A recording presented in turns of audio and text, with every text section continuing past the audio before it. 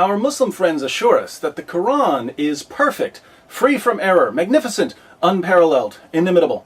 It tells us about science, it tells us about history, it champions women's rights. The Quran is a fount of learning, a pillar of moral reasoning, a paragon of pure monotheism. It's been preserved on a tablet in heaven for all eternity and can still slice a tomato paper thin. That's such a great deal. That's awesome. Imagine our surprise then when we open up the Quran and find it riddled with more holes than a donut shop, more errors than a Pittsburgh Pirates baseball season, more fallacies than a Zucker Nike lecture, and more corruption than the Dearborn Police Department. Disappointed! The Quran's many, many errors fall into three main categories. There are factual errors. These include scientific errors, historical errors, mathematical errors, and so on. Then there are moral errors. Having sex with prepubescent girls, beating women into submission, violently subjugating non-Muslims, etc. And there are theological errors. God is the greatest of deceivers, God doesn't love unbelievers, things like that. If you ever carefully examine one of these errors and you try to discuss it with your Muslim friends, you'll notice the same three-step process almost every time. Step number one. Finding a problem passage. As you're reading the Quran, you spot something that's obviously false or totally immoral.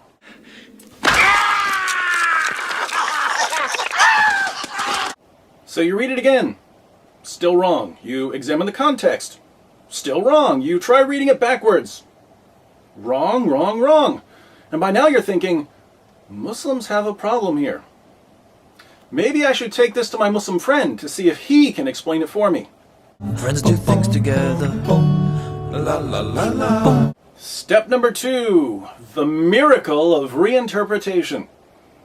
When you bring the false or immoral passage to your Muslim friend, he reinterprets it for you, magically transforming it from a thoroughly embarrassing, silly, or wicked teaching into something that's not quite as offensive to the intellect or to our sense of right and wrong. Yes, Allah said one thing, but what he really meant was something totally different. At this point, you're wondering why Allah didn't say what he actually meant in his perfectly clear book. Well, that don't add up. Step number three. Muhammad blocks the reinterpretation. Just when your Muslim friend thinks he's finally come up with an interpretation of the Quran that won't force him to commit intellectual or moral suicide, you go to the Hadith and the commentaries to see how Muhammad and his companions interpreted the passage. That's when you find out that Muhammad and his companions totally contradict your friend's reinterpretation. You feel bad because your Muslim friend really, really wants to rescue the Quran. Unfortunately for him, his prophet had a hard time keeping his mouth shut.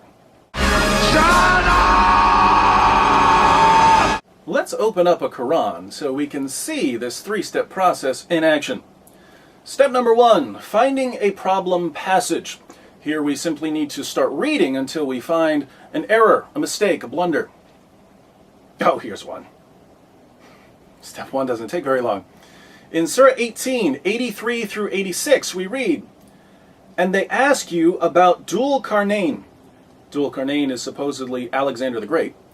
"Say, I shall recite to you something of his story. Verily, we established him in the earth, and we gave him the means of everything. So he followed away, until when he reached the setting place of the sun, he found it setting in a spring of black, muddy, or hot water, and he found near it a people."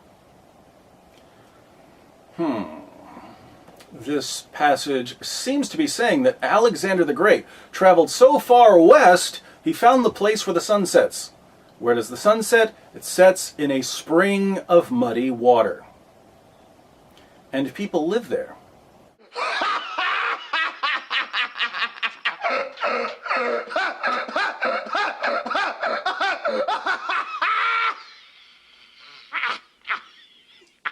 Let me read a few more translations of Surah 1886 to give you a feel for what this verse is claiming.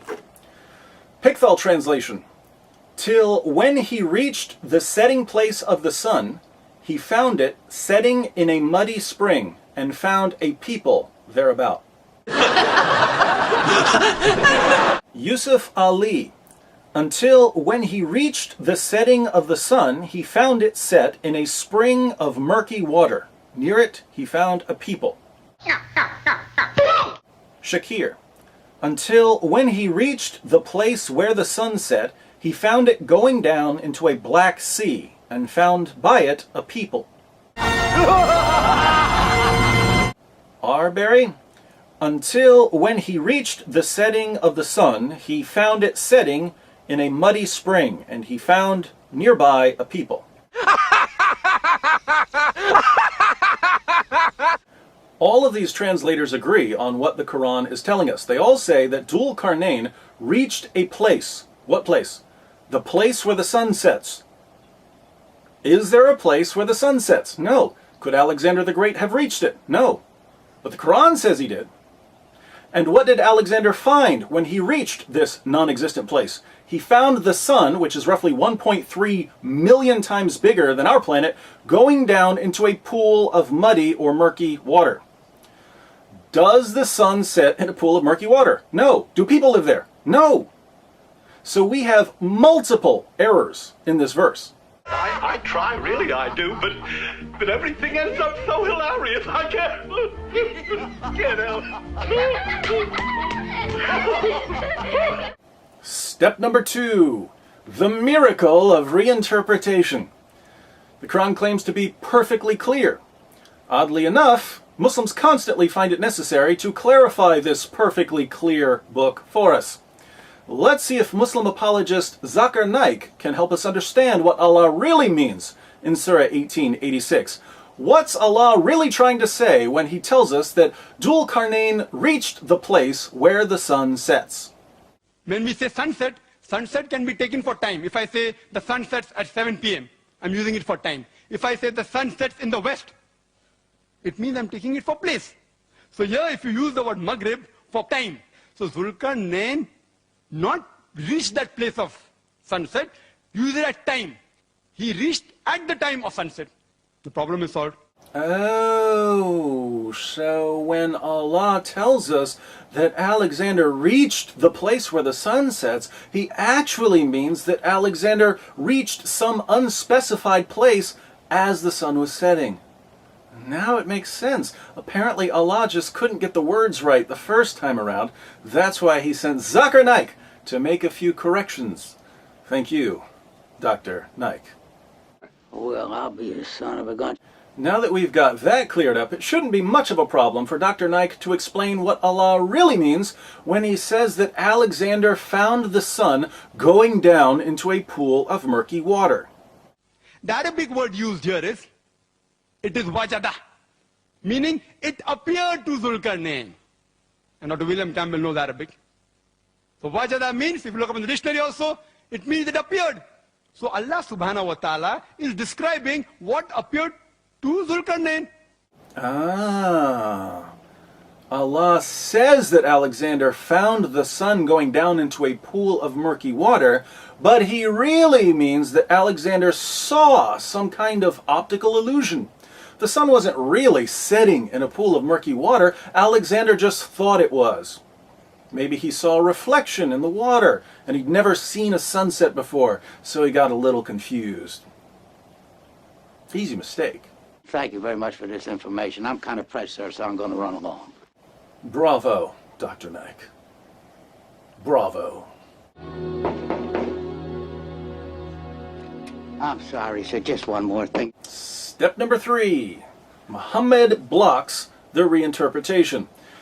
Sunan Abu Dawud, 3991. Abu Dar said, I was sitting behind the apostle of Allah, who was riding a donkey while the sun was setting. He asked, do you know where this sets? I replied, Allah and his apostle know best. He said, it sets in a spring of warm water. It sets in a spring of warm water. Where does the sun set? According to Muhammad, it sets in a pool of water. So is there a place where the sun sets? Sure there is. Could we reach this place if we traveled far enough? No reason we couldn't. Make 'em laugh, make 'em laugh, make 'em laugh. Now, how are Muslims going to reinterpret this one? The hadith we read has nothing to do with Alexander the Great, so they can't say, oh, Muhammad just meant that Alexander saw a mirage. Nor can they say, well, it means that Alexander reached a certain place at sunset. In this Sahih narration from one of Islam's most trusted collections of ahadith, Muhammad, not Alexander the Great, not Zakir Naik, Muhammad tells one of his companions about the sun. He's imparting some of his prophetic knowledge. He asks Abu Dar, do you know where the sun sets? Abu Dar says, you know, you're the prophet here.